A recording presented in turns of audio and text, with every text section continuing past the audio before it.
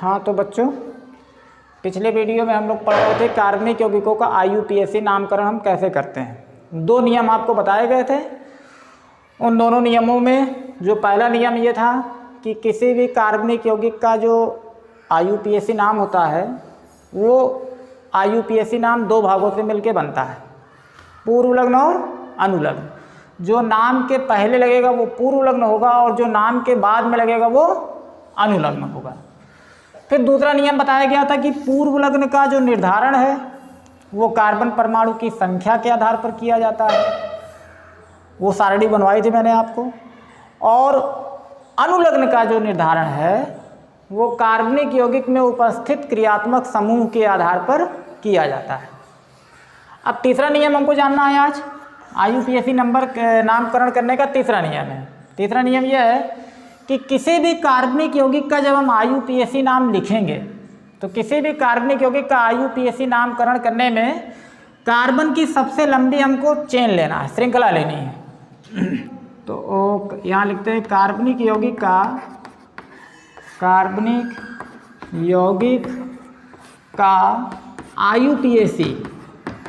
IUPAC नामकरण करने में कार्बन की सबसे लंबी श्रृंखला लेते हैं, सबसे लंबी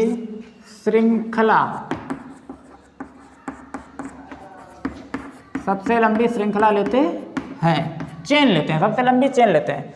और चेन लेने का 3 मेथड है। वो चेन हम एक सीधी लकीर में ले सकते हैं, इधर से इधर जा सकते हैं या इधर से इधर जा सकते हैं।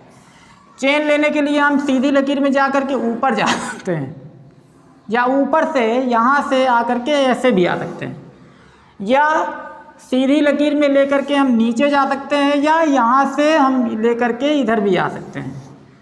तो किसी भी कार्बनिक यौगिक का IUPAC नामकरण करने में हमको कार्बन की सबसे लंबी श्रृंखला लेनी है, सबसे लंबी कार्बन की चेन हम लेंगे। जैसे एग्जाम्पल के तौर पर, जैसे मान लीजिए हमने लिख दिया ये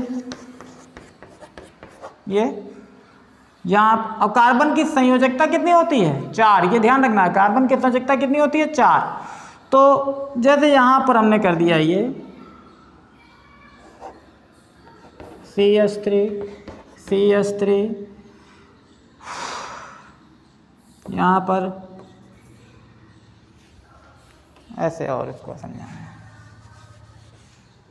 यहाँ पर से कार्बन की संयोजकता कितनी करनी है हमको 4 पूरी करनी है।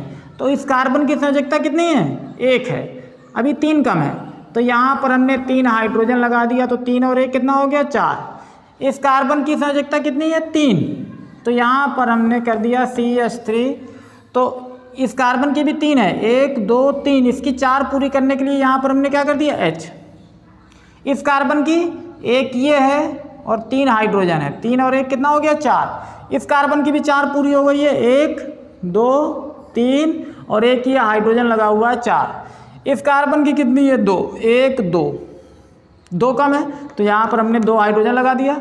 इस कार्बन की कितनी है 1, 3 कम है, तो यहाँ पर हमने 3 हाइड्रोजन लगा दिया। अब हमको इस यौगिक का IUPAC नाम लिखना है। तो IUPAC नाम लिखने में जो तीसरा नियम मैंने बताया कि कार्बनिक यौगिक का नामकरण करने में, IUPAC नामकरण करने में कार्बन की हमको सबसे लंबी श्रृंखला लेनी है। सबसे लंबी श्रृंखला एक सीधी लकीर में भी हो सकती है, एक सीधी लकीर में लेकर के ऊपर भी जा सकते हैं या ऊपर से इधर भी आ सकते हैं। सीधी लकीर में लेकर के नीचे जाना है या इधर से हम इधर भी आ सकते हैं। तो जैसे अगर यहाँ पर देखा जाए कार्बन की सबसे लंबी श्रृंखला कितने की मिलेगी 4 की मिलेगी। इधर से 1 2 3 4, इधर से भी 4 मिल रही है। इधर से अगर किया जाए 1 2 3 4 तब भी 4 मिल रही है। इधर से अगर किया जाए 1 2 3 4 तब भी 4 मिल रही है। या अगर इधर से किया जाए 1 2 3 4, तो कार्बन की सबसे लंबी श्रृंखला कितने की मिल रही है 4 की, और 4 तरफ से 4 की मिल रही है। तो हमको कार्बन की सबसे लंबी श्रृंखला लेना है। तो यहाँ कार्बन की सबसे लंबी श्रृंखला कितने की मिल रही है 4 कार्बन की श्रृंखला मिल रही है। और जो 4 कार्बन की श्रृंखला मिल रही है वो 4 तरफ से मिल रही है। इधर से अगर गिनती करेंगे 1 2 3 4, या अगर इधर से करेंगे 1 2 3 4, या अगर इधर से करते हैं 1 2 3 4, या अगर इधर से करते हैं 1 2 3 4, मतलब सबसे लंबी हमको कार्बन की श्रृंखला कितने की मिल रही है? 4 की ही मिल रही है। तो कार्बन की सबसे लंबी हमको श्रृंखला लेना है।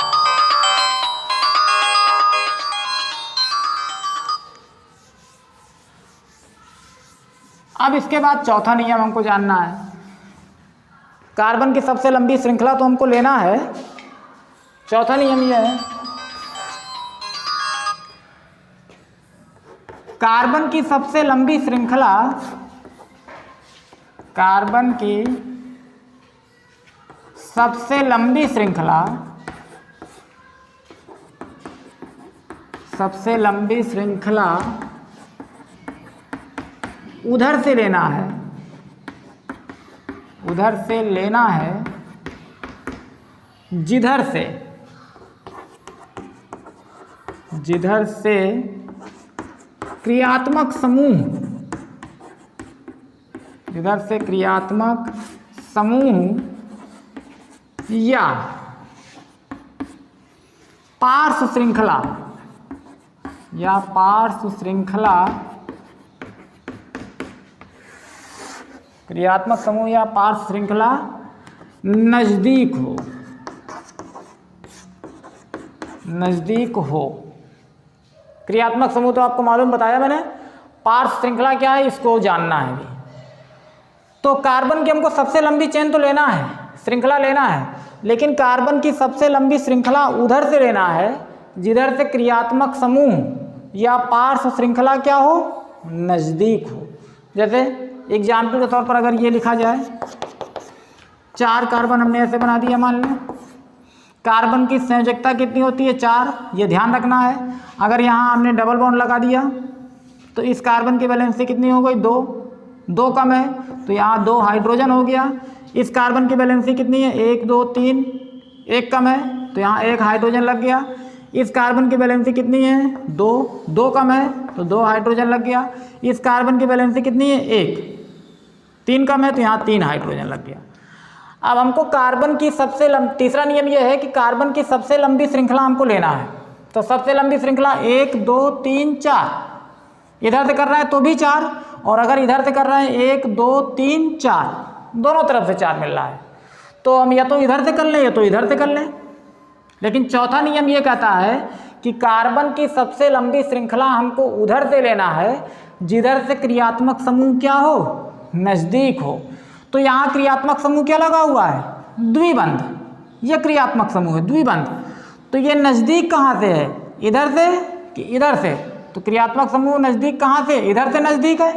तो जब इधर से नज़दीक है तो कार्बन की सबसे लंबी श्रृंखला हम कहाँ से लेंगे? इधर से लेंगे। तो जब इधर से लेंगे तो यहाँ से हम क्या करेंगे? इसको गिनती करेंगे 1, ये कार्बन हो गया 1, ये कार्बन हो गया 2, ये कार्बन हो गया 3, और ये कार्बन हो गया 4। तो इस कार्बनिक यौगिक में कार्बन की संख्या कितनी आई? 4। तो जब 4 है तो पूर्व लग्न यहाँ पर क्या लगेगा? ब्यूट, जो सारणी मैंने बनवाई थी। तो कार्बनिक यौगिक में कार्बन की संख्या 4 है तो पूर्व लग्न क्या हो गया? ब्यूट। अब अच्छा, यहाँ क्रियात्मक समूह क्या लगा हुआ है? द्विबंध। तो अनुलग्न यहाँ पर क्या लग जाएगा? ईन, क्योंकि द्विबंध लगा हुआ है। तो जब द्विबंध लगेगा तो अनुलग्न क्या लगेगा? ईन। तो ये हो गया ब्यूटीन, इसका IUPAC नाम हो गया ब्यूटीन। और ये डबल बॉन्ड जो लगा हुआ है ये किस कार्बन पर लगा हुआ है? नंबर 1 पर लगा हुआ है। तो इसके आगे लिख देंगे हम ब्यूटीन 1।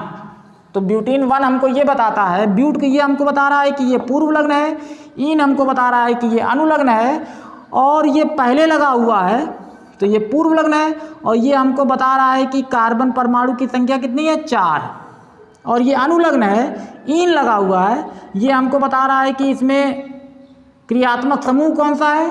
द्विबंध है, और ये द्विबंध ईन कितने पर लगा हुआ है? 1 पर। तो इसका नाम हो गया ब्यूटीन 1। तो ये कार्बनिक यौगिकों के IUPAC पद्धति के कितने नियम हुए? 4। अभी 2-3 नियम और हैं, वो भी हमको जानना है, वो अगले क्लास में जानेंगे। लेकिन तब तक इन चीज़ों को आप कापियों में लिख करके अच्छे से तैयार कर लें।